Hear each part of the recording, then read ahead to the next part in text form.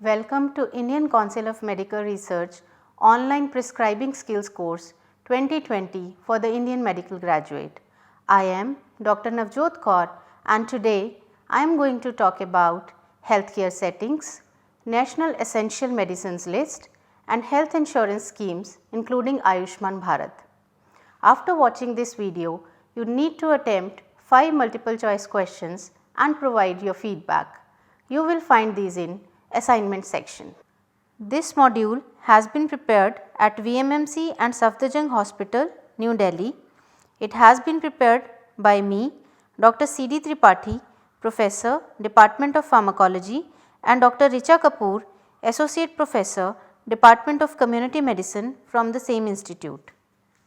It has been reviewed by Dr. Nilima Sirsagar. Let us begin with our learning objectives. By the end of this module, you shall be able to outline public healthcare administration framework, differentiate among levels of healthcare, interpret and apply concept of essential medicines while prescribing, identify the need to refer the patient to a higher center for treatment, relate to the clinical significance of multiple systems of medicine use, discuss public health insurance schemes with potential beneficiaries. There are multiple competencies expected of an Indian medical graduate on this topic. However, prioritized competencies for this module are healthcare settings, national list of essential medicines and public health insurance schemes. In this video, we will discuss all these listed topics one by one and conclude with a discussion with list of do's and do nots for you. Let us first have a look at the public health administration system of India.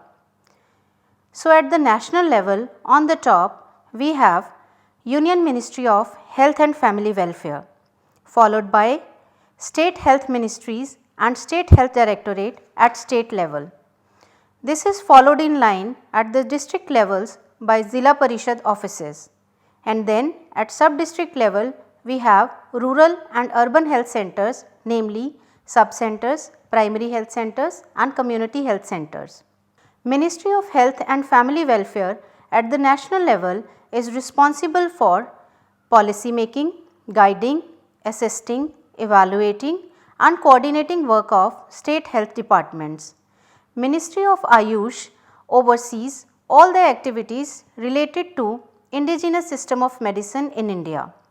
For policy decisions at the national level, Ministry takes inputs from apex bodies and departments constituted for this purpose.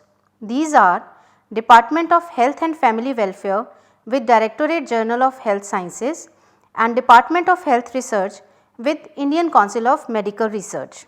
Now, the Directorate Journal of Health Services is the core agency that provides technical advice on all medical and public health matters to the ministry. It oversees the functioning of central government hospitals and their management. Further, it coordinates with the state health directorates for better implementation of various national health programs. It also ensures availability of human resources at all levels of healthcare at all times. Department of Health Research, on the other hand, is mainly responsible for promoting research. It does so through development of infrastructure, namely setting up of model rural health research units and multidisciplinary research units.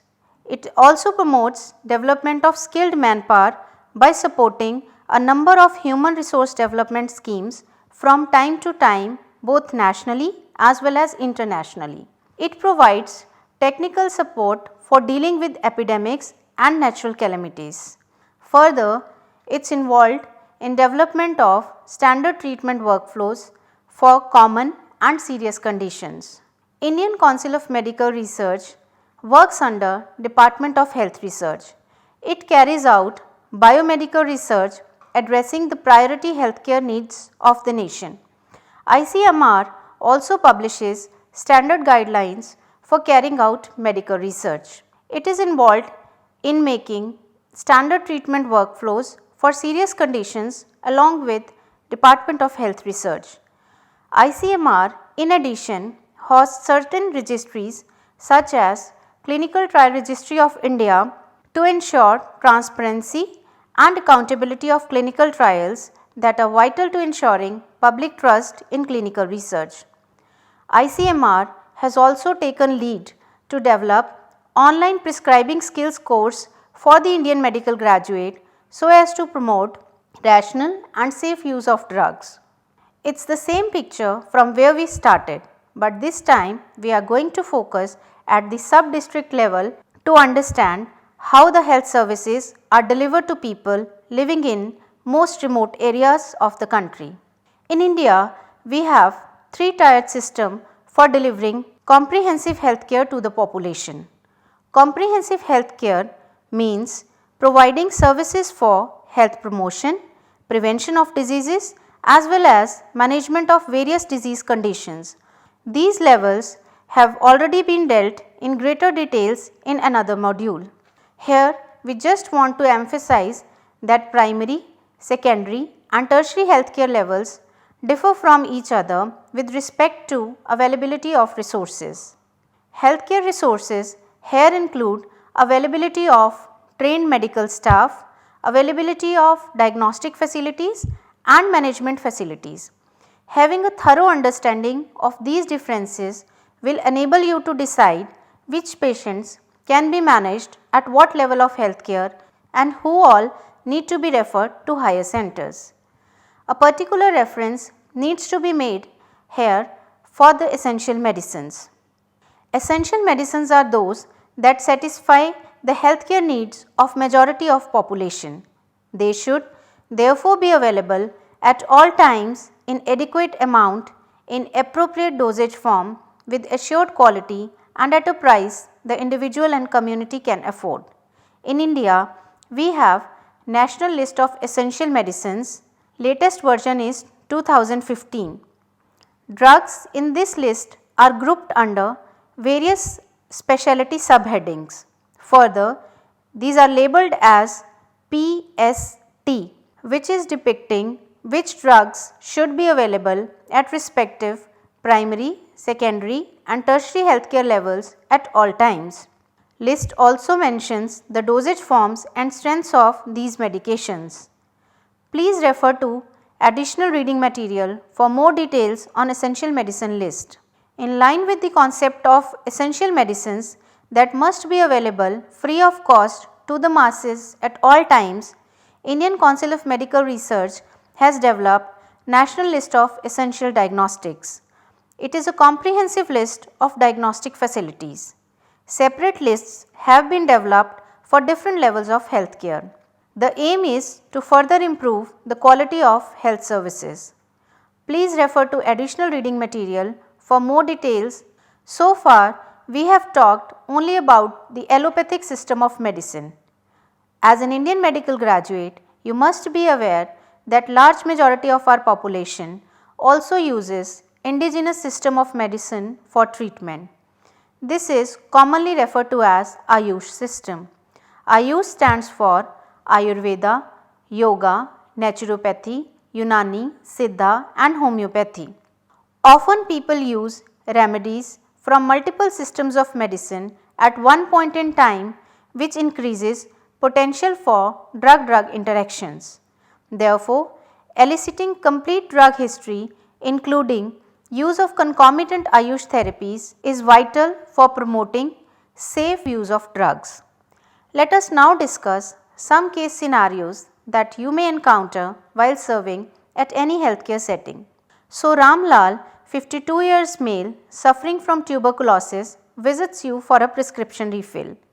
You observe the patient is very emaciated and malnourished. You advise the patient to improve his nutrition. Patient says he is very poor and hardly gets his meals. What advice can you offer to this patient? You can guide this poor patient to avail benefits under Direct Benefit Transfer Scheme of Government of India. Under this scheme, all the TB patients in the country who are registered for treatment with DOT centers are given 500 rupees per month for improving nutrition. We now move on to another case where you are posted in primary health center and Raghu, 47 years male, is brought to you with complaint of loose stools with bleeding per rectum. His lab reports show hemoglobin of 7 grams per deciliter. On history taking, you find that the patient is suffering from these complaints for over 2 years. On asking why he didn't seek proper treatment earlier, the patient told that he is rag picker and cannot afford his treatment. What can you do for this poor patient beyond offering him medical treatment and referral services? You can guide the patient about Ayushman Bharat scheme of Government of India. You can also familiarize the patient with the logo of the scheme that would help him in reaching out to the proper place in hospital for more details. By now, you must have realized that you will be able to help these patients only if you are well aware of the public health insurance schemes available in India. In brief, we have many government schemes at national level and at state levels. The different schemes operate on different modes. That is, different schemes cover different set of beneficiaries and provide for different types of benefits. For instance, Employees State Insurance Scheme for industrial workers provides for medical benefits, dependent benefits, maternity expenses, sickness benefit, disablement benefit and funeral expenses. In general, the healthcare schemes can be broadly classified as Government of India schemes, mandatory employer based schemes, other employer run schemes and private insurance agencies. Government run schemes can be further divided into schemes at the national level and schemes at the state level. National health insurance schemes include, for example, National Health Protection Scheme, commonly known as Ayushman Bharat Scheme, Universal Health Coverage Scheme, Janni Suraksha Yojana, Janni Sishu Suraksha Karyakram. Names and coverage of state health insurance schemes vary across different states. Mandatory employer based schemes include Central Government Health Scheme for central government employees and Employee State Insurance Scheme for industrial workers. Other employer run schemes are schemes provided by employers such as railways, defense and paramilitary forces to its employees. Besides these, there are private insurance agencies with different schemes on their table. Lack of knowledge among medical and general public is the major reason for poor utilization of these schemes. You should therefore be knowledgeable about public health insurance schemes available to the people where you are posted. It's beyond the purview of this module to provide details of each and every scheme, yet here we are discussing Ayushman Bharat scheme as a model example to elucidate what are the key elements that Indian medical graduate must know about various health schemes so as to effectively communicate with patients and healthcare staff for promoting optimal utilization of these services. So, what is Ayushman Bharat initiative? It's a central government health scheme that envisages for providing holistic continuum of care, that is prevention, promotion and ambulatory care.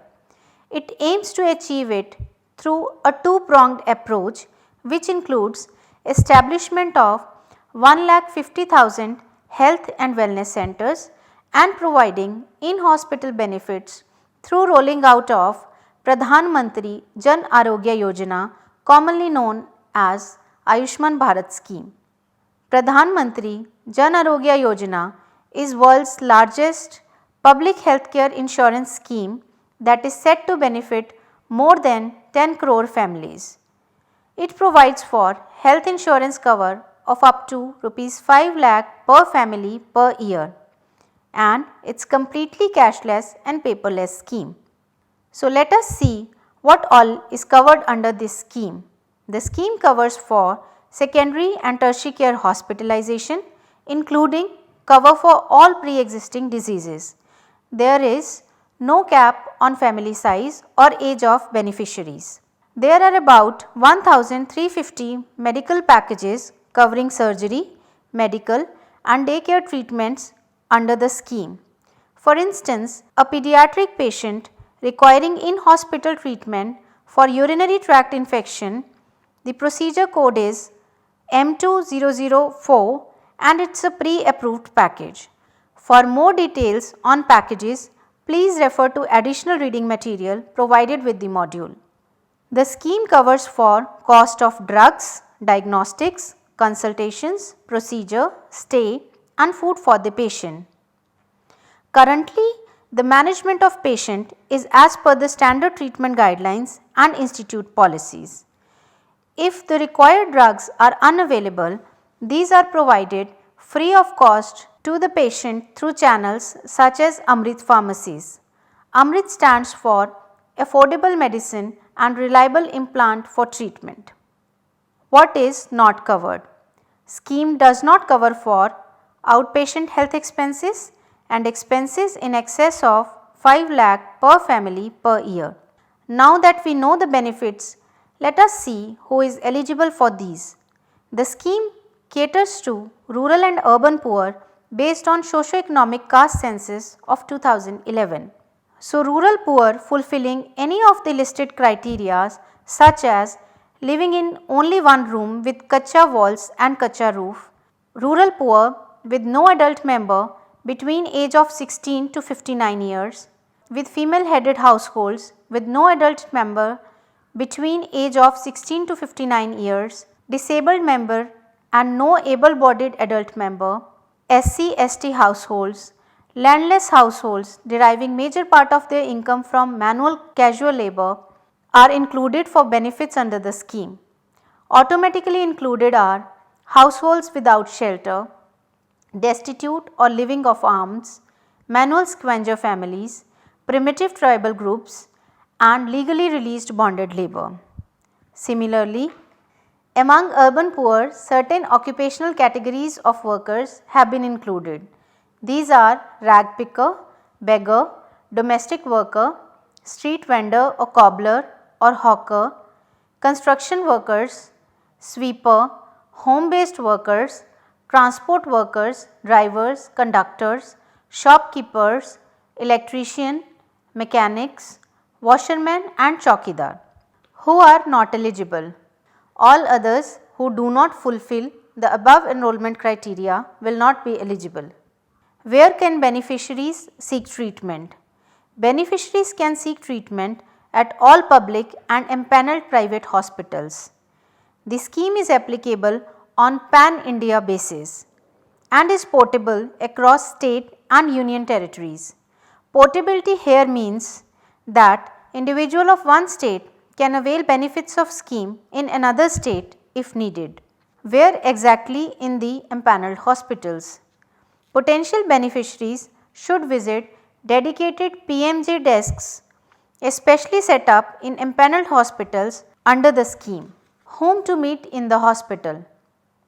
Potential beneficiaries should meet Pradhan Mantri Arogya Mitra or dedicated staff as appointed by the hospital administration. These services are available round the clock. What is the process flow when a beneficiary approaches PMJ help desk? Potential beneficiary's identity will be verified followed by checking his or her eligibility under the scheme using online beneficiary identification system. If the person is eligible under the scheme, an e-card would be issued to the patient. Once the patient is deemed registered for getting cashless treatment, then based on the diagnosis, the operator blocks surgical or medical package from list of packages available under the scheme and SMS is sent to the beneficiary's mobile. If the operator needs to take pre-authorization, a request is initiated for the same, otherwise beneficiary treatment starts as such. Subsequently, they receive treatment and A claim is raised for the insurance company along with complete discharge summary for the patient. Payment details are then updated in the central server. Finally, we have a list of do's and do nots for you. So, the do's are: manage all patients seen by you at all levels of healthcare with the available resources at hand. Identify the patients who need to be referred to higher centers for treatment. Take complete medical history for safer drug use. Do not write prescriptions on request by the patients. These are references used for this module and for further reading. We are very thankful to all the experts, reviewers and RUMC members for their contribution and valuable suggestions on this module. Thank you for watching this video. Hope you are now ready to attempt the MCQs. Please find the MCQs in the assignment section and submit your responses. Thank you and happy learning.